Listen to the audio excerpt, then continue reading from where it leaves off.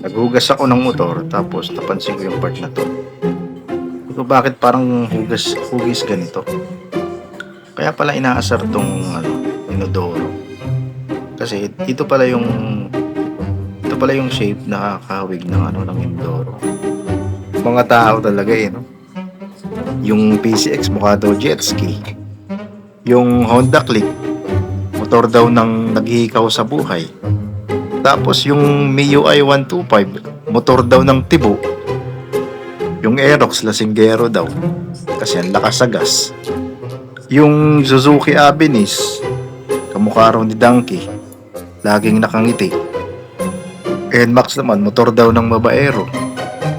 ADB 160, makupad daw. 4 valves na yun. Paano pa yung Bergman EX? E-bike na inodoro? Grabe kayo.